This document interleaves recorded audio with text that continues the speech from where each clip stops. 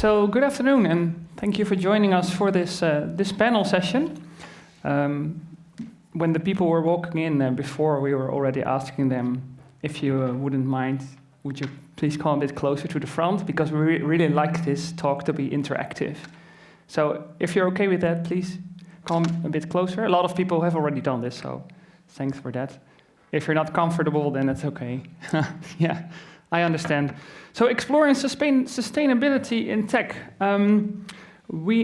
Personally, I have attended a few talks on the subject already, and what we felt we could add with this panel discussion is a bunch of different opinions bundled together, but also trying to leave you with a few tips and leaving it up to you which tips you maybe want to pursue in your life, or maybe none at all. It's totally up to you. Our goal is to make sure that when we talk about sustainability, everyone can become a bit more sustainable, but it's really important that you feel comfortable with it. You don't have to turn your whole life around and be very, think about it all the time, because we don't think that will last very long. You'll be fed up with it, probably. So my name is Hanno. I'm here with Jan-Hendrik, Julien, and Jan.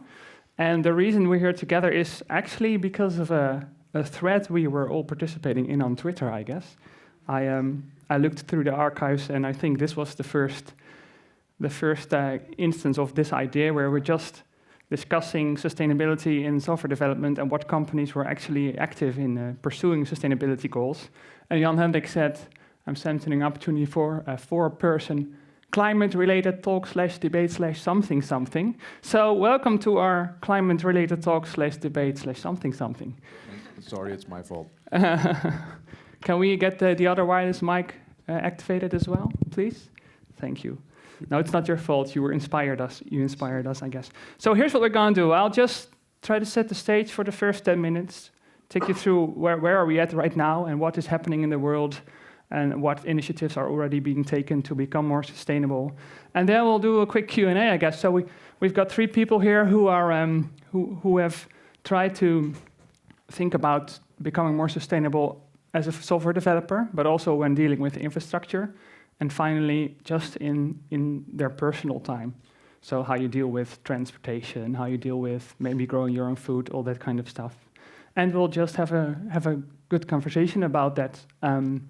We also welcome your own questions very much. So if you want to ask one of the panelists something on the topic we are currently addressing, just raise your hand and we'll throw you the catch box, and you can just, which is a mic, yeah, that's a very good addition.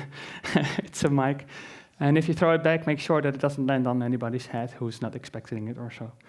Okay, so let's start out by setting the stage. I used to want to pursue a career in geography, actually, not IT. I really liked the classes, but I hated the bad news that was sometimes in that field. So the teacher would tell me, geography is great and the Earth is very special, but we've got the hole in the ozone layer, and it's all going to hell, right? We have to do something about it. And even back then, we were talking about global warming, which back then didn't seem so imminent, but the signs were there that the Earth was warming.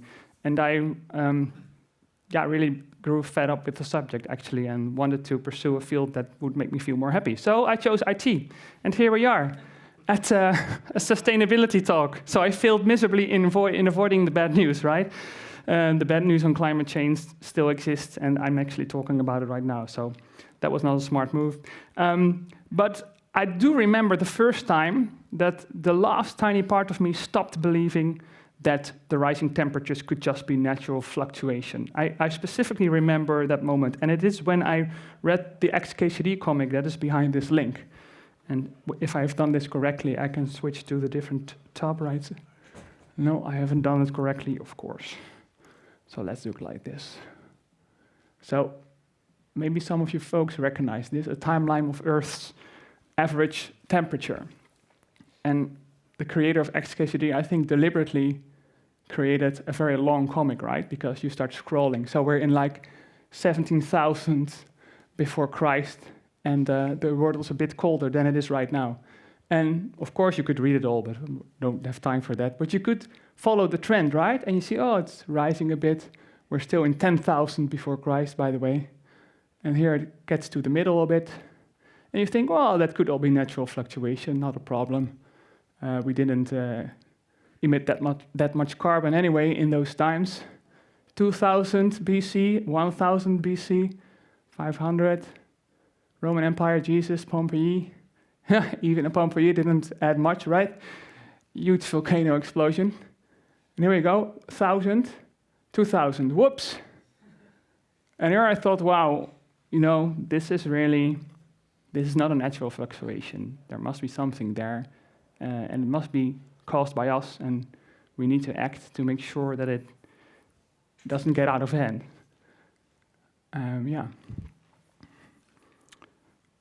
Fun fact, by the way, when we were researching this, it turns out that when you visit a random XKCD comic URL from an IP address that is by the American federal government, you get redirected to this comic.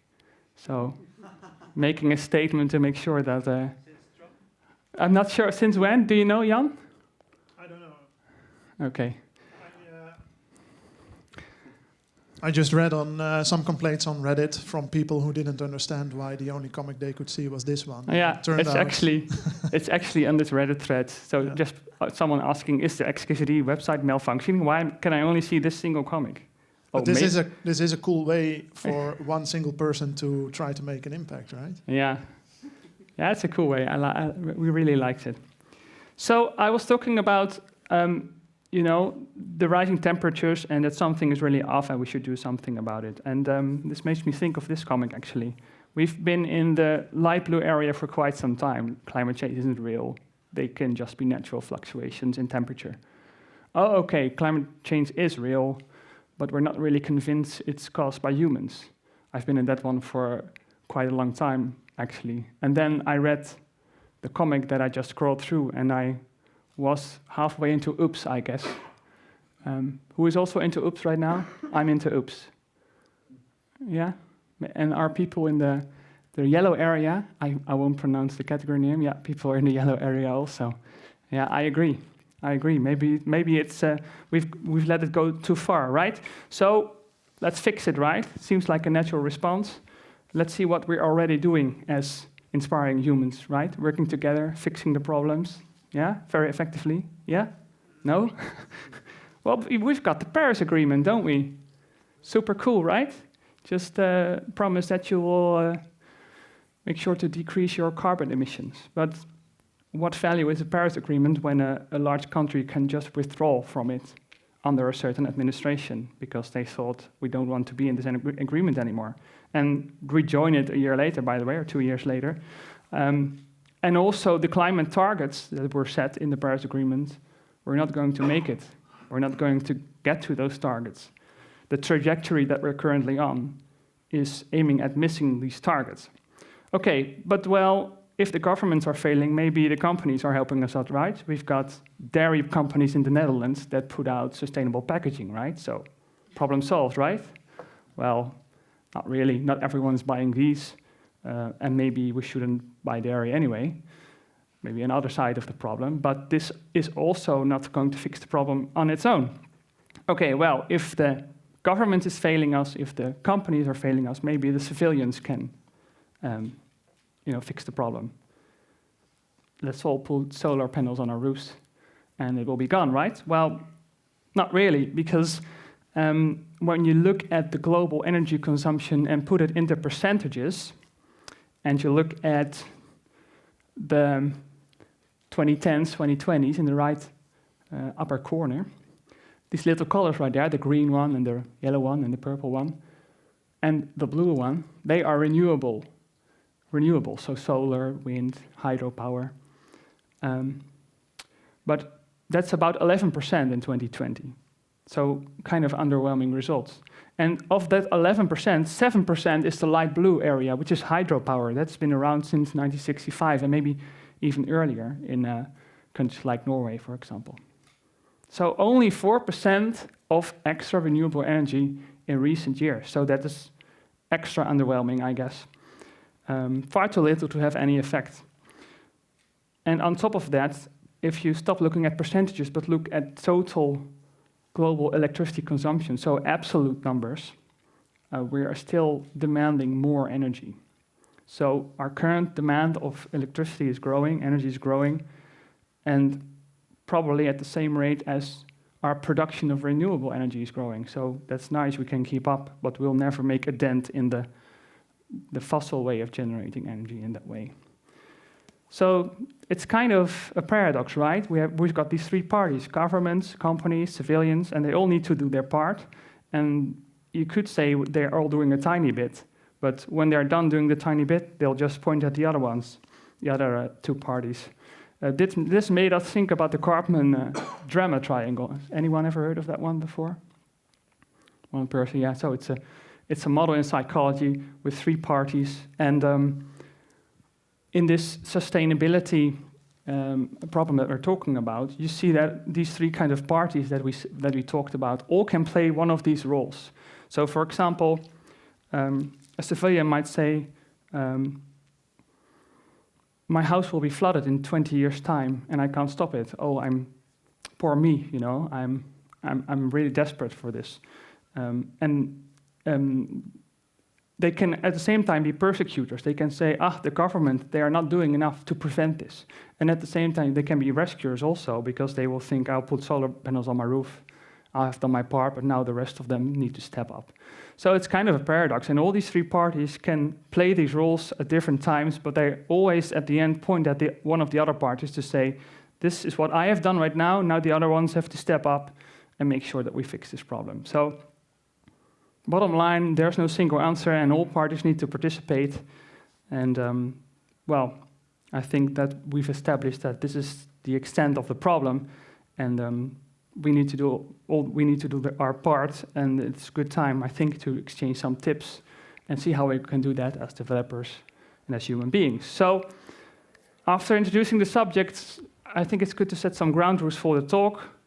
I said before, it will be a panel discussion with different opinions, and also you people in the audience will have different opinions, and that's okay. So we just want to state that all opinions matter on the subject. I think it's really great that you all came out here to think about the subject anyway, because that shows that you care and that you want to address the problem in your own way. So if you think very differently from what we are saying, that's okay, and just, share your opinion with us, and we really value that. And secondly, no guilt tripping, which was in the title also. It's such a big problem, and we're all part of it, but none of us is personally responsible for the extent of the problem. So we're not placing guilt on anyone here, just trying to help each other out. And I think we can add something to this no guilt tripping that we learned from the previous time when we did this talk on DevOps. Because people said, well, why don't we use guilt tripping to inspire other people? So we said, okay, maybe that's a good way to motivate other people. But then we said, okay, no guilt tripping during this talk in this room. That's a good addition. So you can propose an idea to guilt trip people after the talk is finished as a way to... If it helps. If it helps. But within this room, within these 50 minutes, we're not guilt tripping anyone. So if you feel guilt tripped, please say so, and we'll make sure we stop doing it, right? Okay, so it looks like it's panel time right now. Are you panelists comfortable? Do you want to sit down or keep standing? I'll stand. Yeah? Just keep standing? Okay. That's great. I'll start off with a few questions, and then please feel free to add to the discussion and pose your questions whenever you want to. You can just fire up the... You want to start with a Slido? The internet shit, so it lets people time to... That's a good one. So, Julien had the idea to also gather some questions via Slido, and he makes a good point. The internet is a bit unstable, so if it's up on the screen already... And, sorry? It's a very polite way to speak. Yeah, very polite. I want to return in next year, so I should be polite about the facilities. So if you could already fire up your phones and join at this link with this ID, then you can have you have the page open, and you can add to our question list if the internet works. We can try integrating them into our conversation. Yeah, that's true. I'll keep it up for a minute, right? So you can have the chance to... It's up to you. If you prefer having a question written and write it up, and then if you prefer, if you want to express yourself, then there's also the box. Yeah, that's also okay. Okay, I'll just start with a question for Jan-Hendrik then. So one of the topics that we want to address today is developer sustainability. And the first time I heard this term, I couldn't really place it. I mean, how can you be more sustainable as a developer? I mean, when I start my work day, I have to turn on my laptop, have to use a bit of power, have to use some data from the internet to be able to do my work. So could you maybe give an example of how you could be more sustainable as a software developer in your day-to-day work? What have you done maybe in your Yeah, all right. life? Well, there's, of course, a couple of things we thought of ourselves.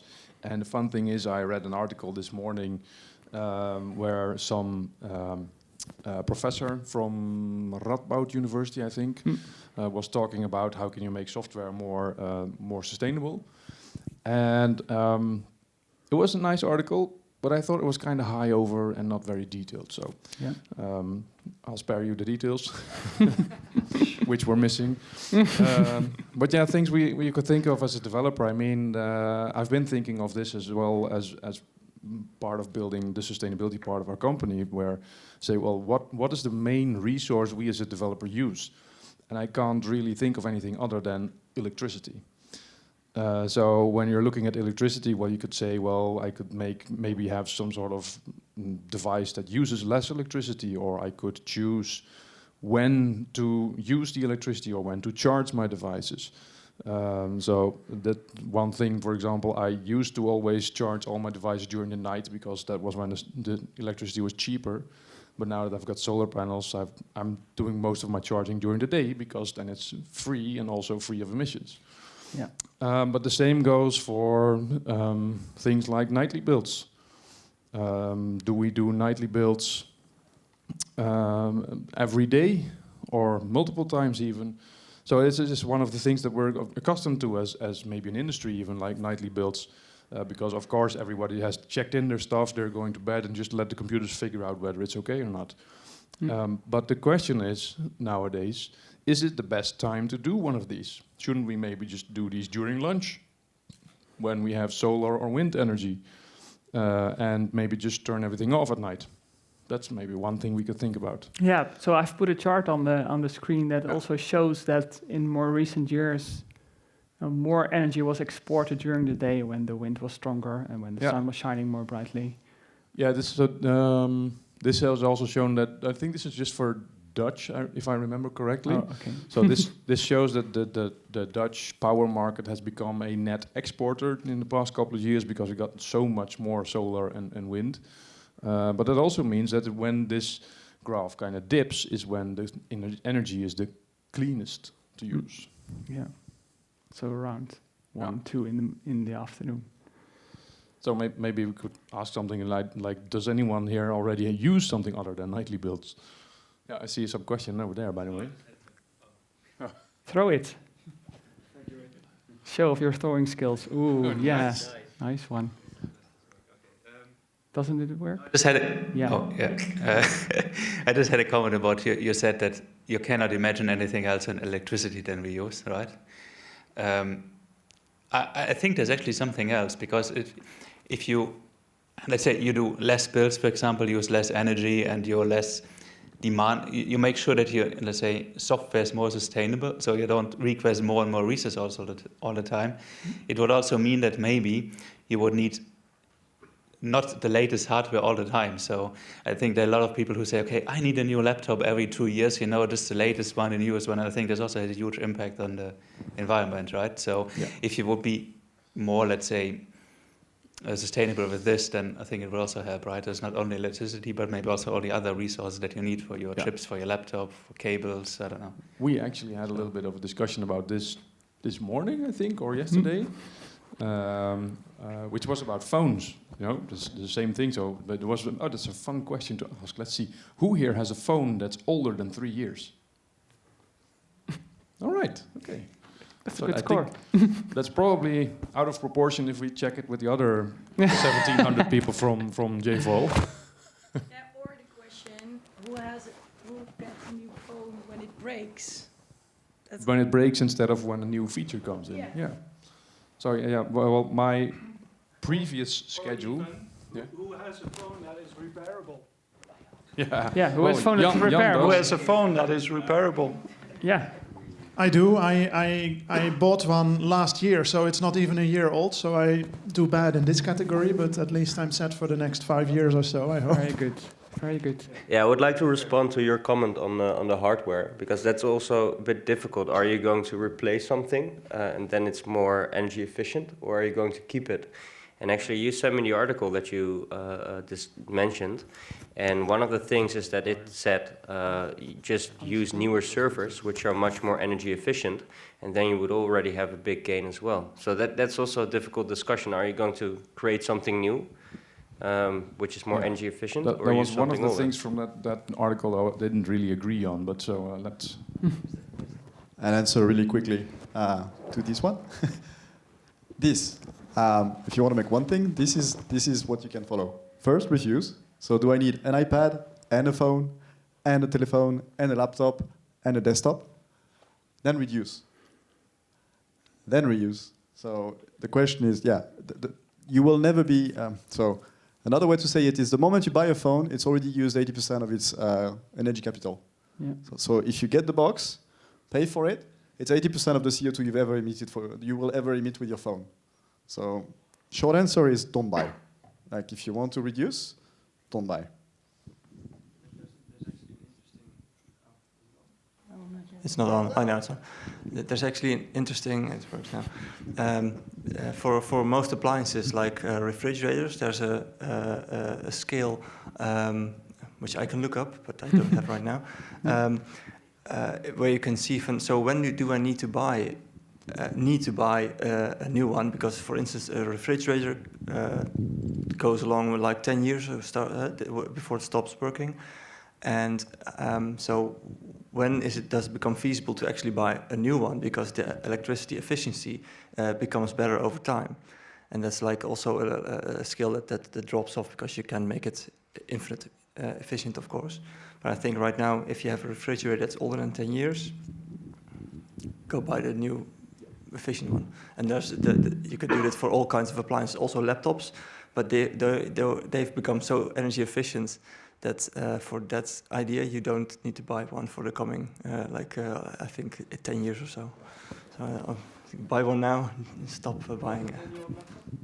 Exactly. Well, my previous one was 6 years old, but that's, So that's also, I mean, for me personally, when I buy a new laptop, I always buy the top tier of whatever I choose, not just because I need the fastest and the fastest, but also because then it lasts longer.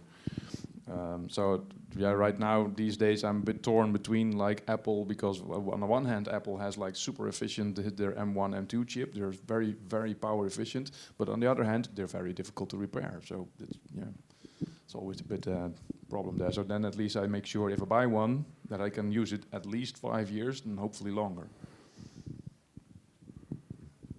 Yeah. Okay, there's 2 questions now. Slido questions? Yeah, we do have one question from... does the cloud make it too easy for us to use more electricity? Does the cloud make it too easy for us to use more electricity? I think maybe yes. I see tweets all the time of people accidentally leaving their AWS instances running, and then suddenly they find out they have a bill that they don't want to pay. I think it at least it has become easier, and it's also less transparent. The only way to find out how much of an impact you make is by your Amazon bill or your Azure bill or whatever. So, at DevOps, somebody gave us a tip for something for that, which is called cloudcarbonfootprint.org. Do you remember? Yeah, so Cloud Carbon Footprint is a website that you can use to check out your application and see where it is using resources, and maybe also see how you can improve that. So that's a thing that you can check out. Isn't it that website that shows the amount of green energy being generated at the moment, and then you can transfer? Isn't it that website that you can test. Okay. I think that's the website where you can see where the green energy production is highest at the moment, and then you can transfer your calculations over there. Is that the thing? I think that's a different one. Oh, okay. What cloudcarbonfootprint.org does is you can connect it to your AWS account at least, maybe also Google, not sure. But what it does is it looks at your tenant, at your infrastructure, and it has some heuristics about which parts use more energy or produce more carbon dioxide, and it can give you advice like you have, for example, if you have redundant services, then it can say, well, you can turn one of these off and have the same result. And it'll give you advice maybe on switching to auto-scaling or something like that. So it analyzes the infrastructure you have in your AWS account, and then it gives you some sort of advice on how to make that use less energy and less carbon. So it's a tip we got from Devox from one of the participants. So really nice. That was one of the things we brought home with us. Yep. So hopefully we'll get something from here as well. Yeah, we'll probably write about it in the next weeks or so and put it on our Twitter profile. So if you're interested, follow us all. Our handles will be on the final slide also, and you'll read up about it. But yeah, it's really nice to share some tips like this, right? Between conferences, we should do that more often, right? And yeah, if you want to participate, then check out Cloud Carbon Footprint and see if it does anything that makes sense and share it. So while we're on the subject of infrastructure, maybe this question is for Jan, I think.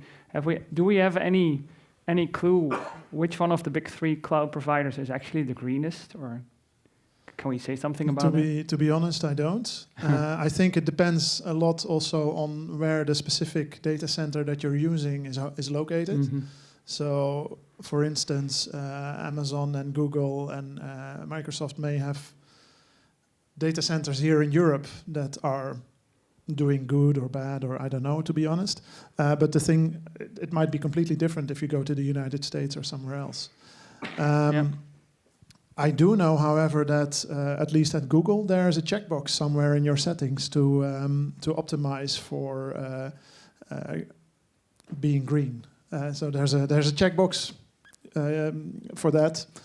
Google has that since, I think I saw a tweet about it a few months ago. So I hope the other providers will follow. But you could also make use of a different provider, of course. So there are some smaller companies that provide the same or similar services.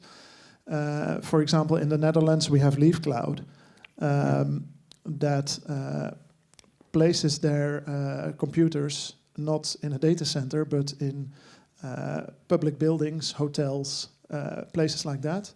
And the heat generated by their computers is used to heat their water or to turn up the heat inside the building. So they need to generate heat anyway for showering and for heating. So why not make use of the computers who are already generating it? So that's a pretty cool thing that you can do. And I think actually that pricing-wise, they're actually a little bit cheaper than the big ones. So it's a very interesting place to look at, I think. And maybe there are different companies also in other places in the world. I haven't checked yet.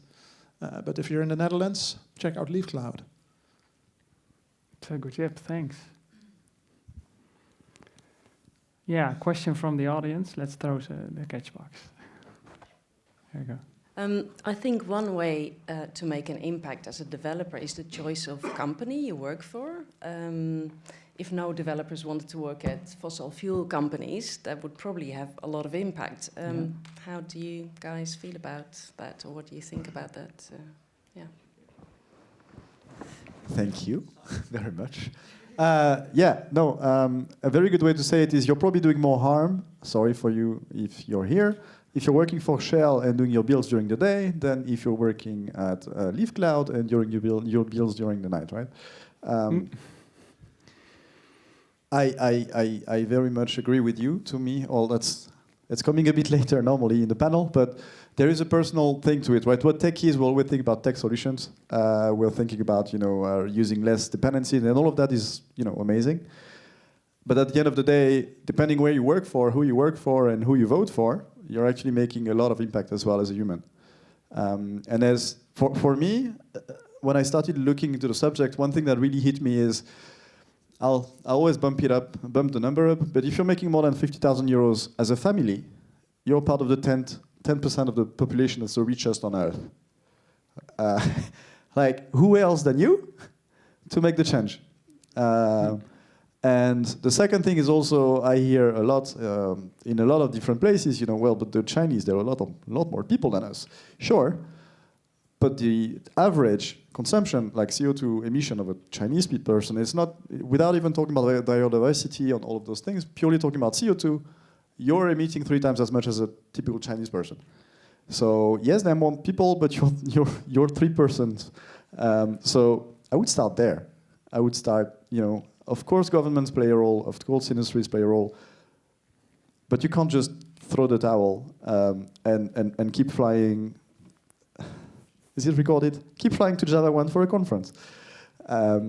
Does it make sense as a person if you have to be, I think, fair with yourself in all of the directions at the same time. And I agree with you. Where it starts with where you work. It starts with, who you vote for. Those are all very, very big factors. Yeah. It's not like this. Anyone wants to react? Question there? Show us your throwing skills, Jan-Hendrik. Oh. Very good, very good. Woo! Well, I wanted to react to the previous person regarding that cloud stuff. Actually, at the last JSpring, there was someone from AWS talking about this and what they have done. Some of it is specific to AWS, but some of it was also generic. So there's that, and I think that talk is actually available online by now. Yeah, so I can include it in the blog. That's all right. That's a good idea. Let's take a look at that talk. I didn't know it was there, so thanks. So do you have like a 20-second summary for us, or what they did? I think they actually have a calculator for your sustainability pressure of what you buy at Amazon, and some of the work was actually in making, for instance, their special JDK that they have more efficient. No. Yes. There is one thing that this person was saying very specifically is if you start from scratch, there is no way better than serverless, obviously. If you really want to go reduce your consumption, you should go serverless because it allows AWS to, and all the other cloud providers to maximize the throughput basically of the hardware. That's, Yes. Okay. That actually brings me to a question, but that's more related to how we program. We have way more new ways to deal with, for instance, loops. These days, everyone wants to use the streaming APIs because they're more readable. But if you look at some of the articles writing about it, they say, yeah, it's more readable, but when it comes to number of processing per CPU count, the traditional for loop still wins. So how do we balance this need versus, for instance, the maintainability of the source code? Because that is more beneficial to write in a maintainable code. Yeah, that's a tough one, I think, because... Well, we can just stay at JDK 7. Well, then we don't get all sorts of other improvements like in the garbage collector, etc. Yeah, so. I think right now going from JDK 11 to JDK 17 without doing anything gives you 5 to 10% improvement. If you're still on 7 and you migrate to 11, you automatically use less energy on lots of fronts. No? It's not true? Oh, okay, interesting. So we need numbers, okay. But I'd like to respond to what you were asking. So there's... I teach also a course in architecture, and there we have a slide explaining why architecture is important, because back in the 1960s, 1 hour of computing power was around $600, and the average wage of a software developer was about $2 an hour. So there they said, well, we optimize, of course, for computing time and not for software developer time. So they said we spent lots of money in software development, optimizing it as much as possible, run it quickly. But from the 1960s to now, the price of computing hour has gone almost to zero, especially with cloud and serverless, right? It's not zero, but it's very low. But we have a new metric in that graph. And the other way is, of course, the wages of us has gone significantly up. At least I hope no one here makes $2 an hour. So if you do, then come talk to me. I might have a job for you. Sorry. But then the new metric that enters this thing is, of course, that we're now maybe not just talking about this price for computing time, but something is possibly is going to drive this price back up again, which is either carbon dioxide emission certificates or tax regulations, or I don't know. But we will probably see this trend going back up. So we then need to figure out again, okay, we can optimize. We should optimize a code again instead of just deploying stuff. And if it runs, it doesn't matter as long as we don't spend as much time developing. So yeah, I think especially in the coming years, we will experience a stronger focus on, okay, yeah, you've written it with Streams API, but it's taking up this much computing power, so can we refactor it to something else, and then maybe you turn out back to a normal for loop or something, yeah. Also, in general, the JDK developers will optimize for common use cases, right? So if a certain programming pattern is used a lot, then they will optimize it. So in the end, it may not matter that much, but for now it does. Hello, testing. Yes. Yes. So one practical thing I can think of, we're talking about nightly builds, but there's no sun, but it's always night somewhere, right? So have you heard of any options where you can say to Google or whatever, okay, run my nightly build on a place where there's sun and electricity generated by sun? Then you also have to make sure that the electricity is generated by solar, because if it runs in a data center, center, part of the option. Yeah.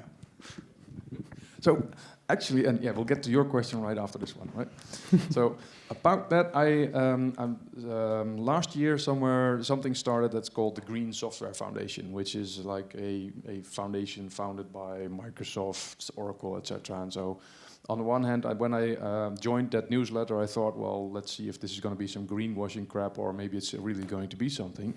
But actually, they had a hackathon last month, I think, where they gave you an API which you could query, and then you could query how clean is the energy at this geographical location at this moment or in the next couple of hours.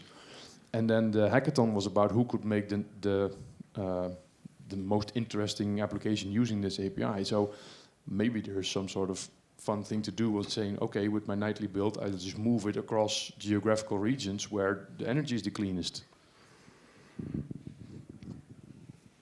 I just want to come back to what you said earlier about for loops and streaming APIs. Maybe there's a more compelling use case, for me at least, is typically in the front end. Like the sheer amount, for example, of people just throwing React at any problem they have, where you realize that you're already basically downloading 700 kilobytes every single time someone gets on the website. What I find interesting is every single decision you make like this, you don't see it because we have the chance to live in very healthy countries, very wealthy countries as well. But it makes an impact on your customer as well. Like when you make him download, I was on a website yesterday. The website was literally 78 megabytes, the homepage. You're banning away less wealthy customers. So it also impacts your business. And there's plenty today, we see Spring Boot. I mean, the same goes with Spring Boot. There's many, many lighter alternatives that are just as competent. So it's for me, it would be nice at some point, just like for accessibility those days to just stop for a moment and put it as part of the equation when you start a project. I would really appreciate that, because it has impact not only on your financials, but also on your developers, and maybe we should be a little less CV oriented as well, like CV based or resume-based development.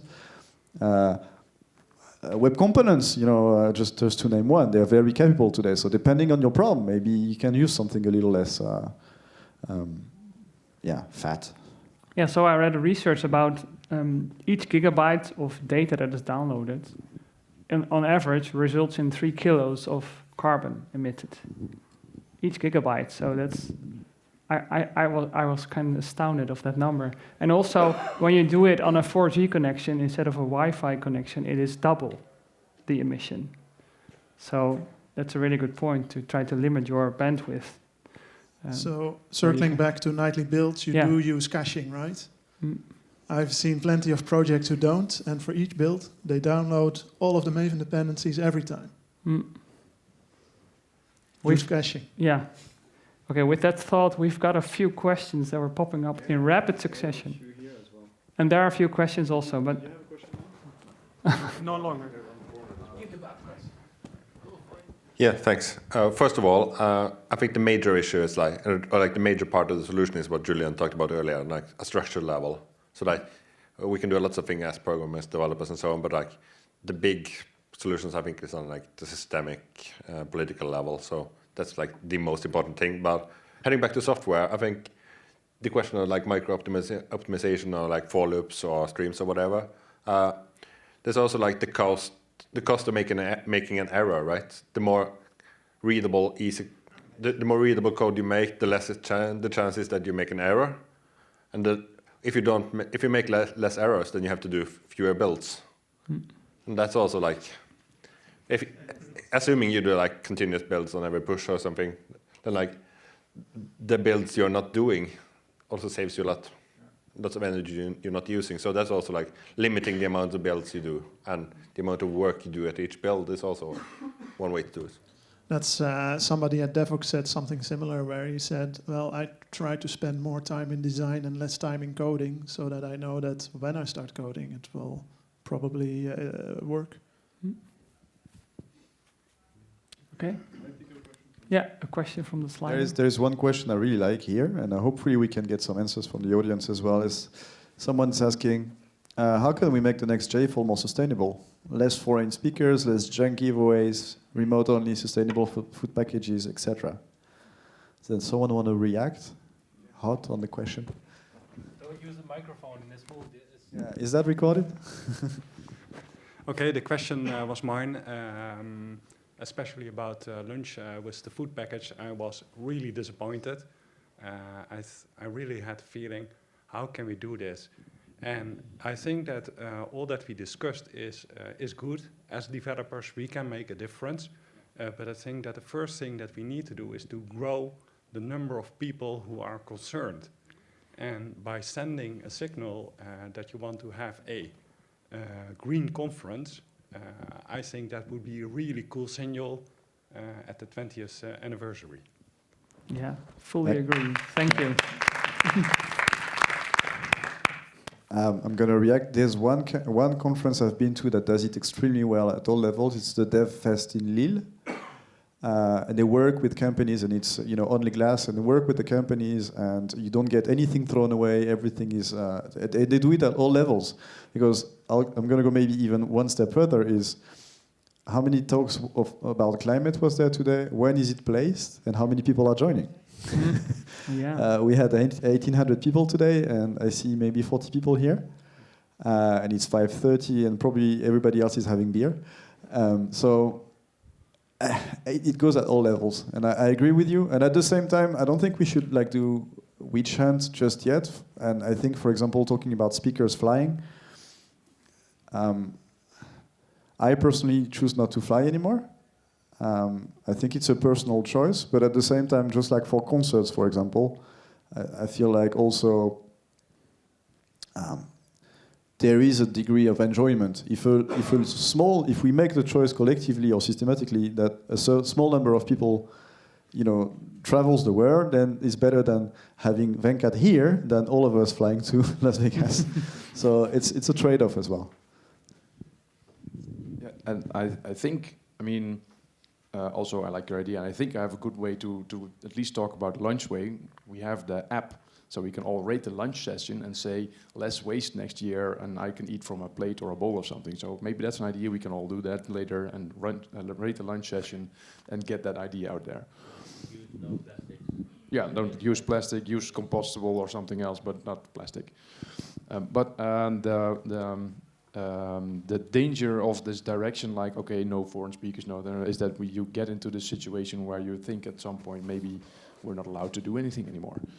And there's actually a term for this nowadays that's called ecorexia, where you're sort of stuck in your analysis paralysis.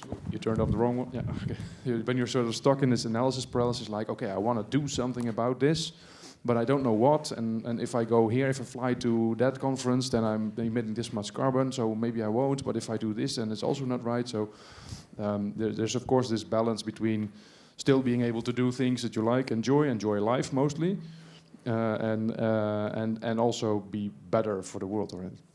So yeah, and thanks at least for the suggestion. There is one thing though. If you do a flight trip back to the US, you basically doubled your carbon emission for the year. So some comparisons just can't get away. So the question, the answer is maybe not don't fly, but at least be obvious, be aware about it. It's the same as the whole year for you. And if you go with your family, you can double that, or 2-4 times. Yeah. Hi. Hi. I just want to say thank you to that person over there, because he gave me an idea. As ABN AMRO, we are main sponsor of this event, and we are already getting all the requests in for next year. Let sustainability be one of the main drivers. Am I going to pick this one or not? Am I going to sponsor this one or not? So thank you for that, because I hadn't thought of it in that way. So I would definitely be putting that in. Great. Thank you. Yeah, Thank you. Thanks.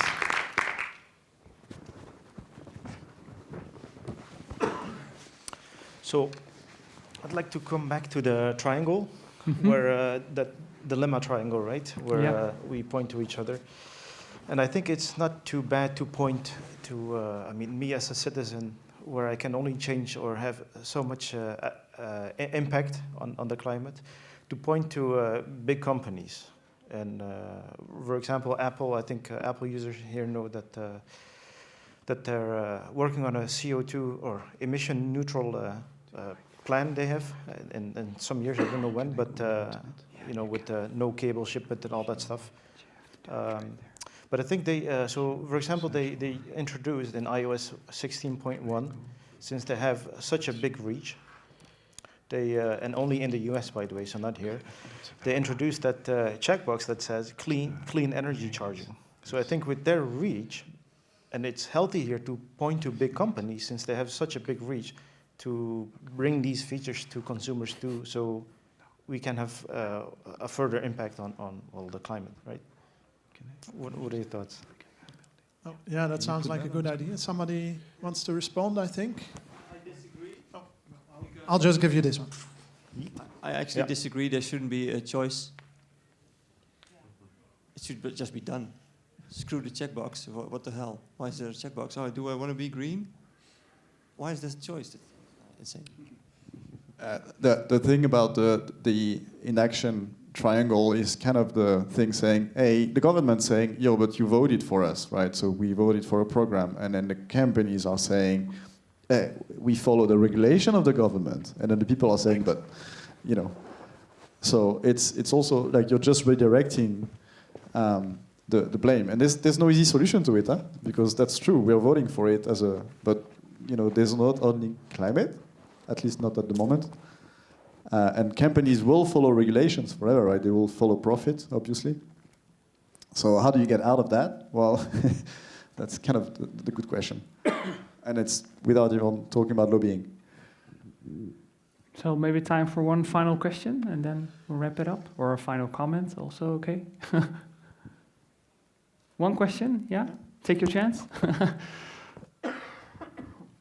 All right, yeah, so, sorry, this is not a question, I think, but like, as a foreign speaker myself, like being part of the problem, yeah. to be honest, no, but like, yeah, so like...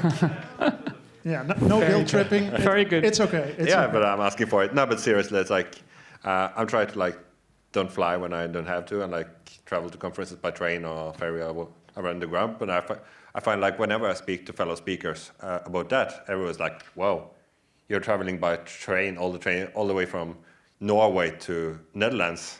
Like, yes, you're crazy. So like, and so I think there's a notion in the like speaker community that you should fly everywhere because you're flying to conferences. That's the way you travel to conferences in a way. And that like, I think that's a challenge we as speakers at least have to like challenge whenever like.